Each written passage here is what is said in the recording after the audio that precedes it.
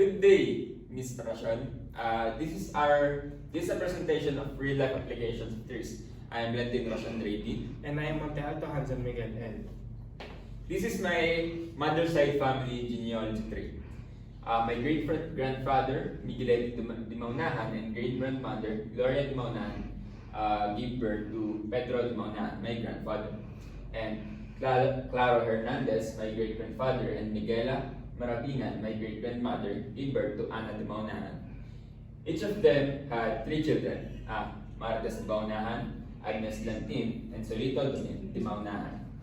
Marites de Maunahan had a child. Her name is Leslie de Maunahan, my cousin. Agnes Lantin, my mother, gave birth to 2 children, Gabrielle Lantin, my elder sister, and Rosh Lantin, me. And lastly, Solito de Maunahan, my uncle, had 2 children, Joshua de Maunahan, my cousin, and Meryl de Maunahan. We were unable to determine our great-grandparents. My grandparents, Pedro de Maunahan and de Maunahan, my mother's siblings, Marcos de Maunahan and Solito de Maunahan, and my cousins, Leslie de Maunahan, Joshua de Maunahan, and Meryl de Maunahan. Next is tree terminologies. The following are the basic terms that we need to be familiar with when dealing with trees of any kind. First one is the node, root node, edges, lines, paths, leaf nodes, internal child nodes, subtree, visiting a node, traversing a node, level, degree, and depth of a tree. Nodes, these are what the trees are composed of.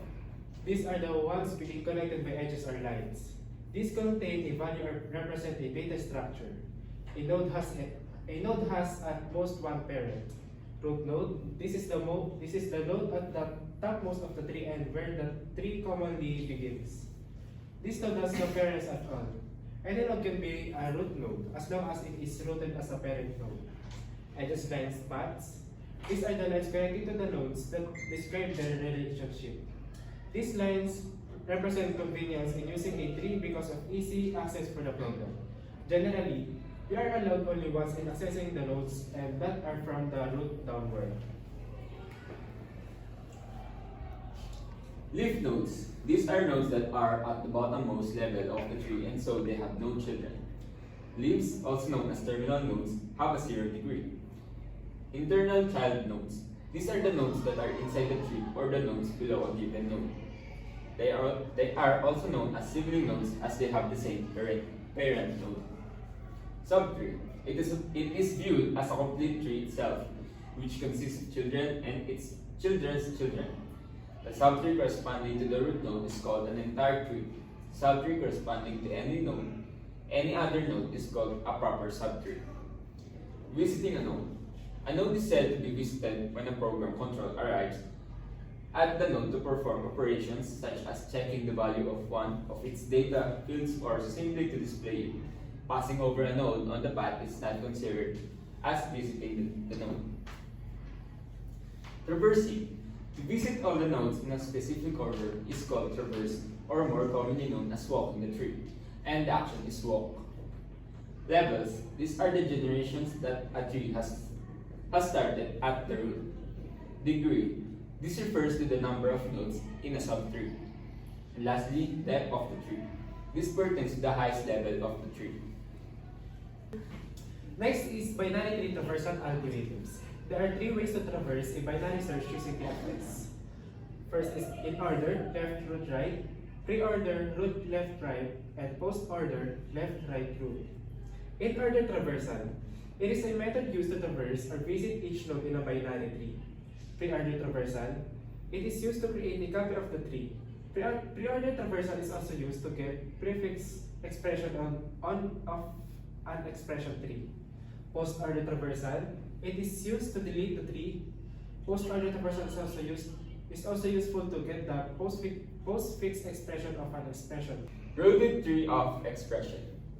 First, we must decide which operator will be the main operator in this case, addition, and then divide the phrase into 2 pieces.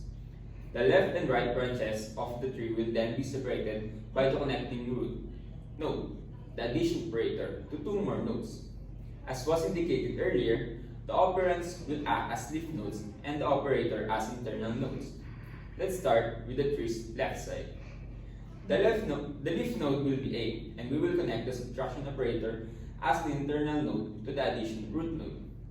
The internal node or root node of this subtree will be addition, which we will further split in this sub-expression. We shall divide the sub-expression into two once more in the following step, utilizing division and multiplication as the internal nodes. Based on the expression, the leaf nodes for multiplication will be 3 and 6, and for division, we will choose 3. We will utilize subtraction as an internal node beside 3 because the expression still has 5 and 2 in it. Therefore, we shall designate the leaf nodes of subtraction as 5 and 2. We'll now move to the right side of the tree and carry out the same procedure there. We will connect the operators multiplication and division as internal nodes and use addition as the internal node.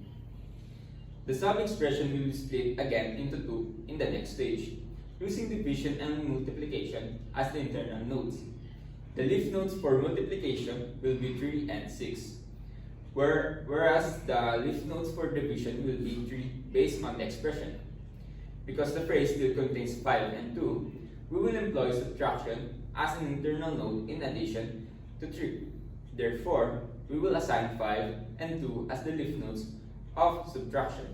After that, we'll proceed to the right side of the tree and repeat the process there.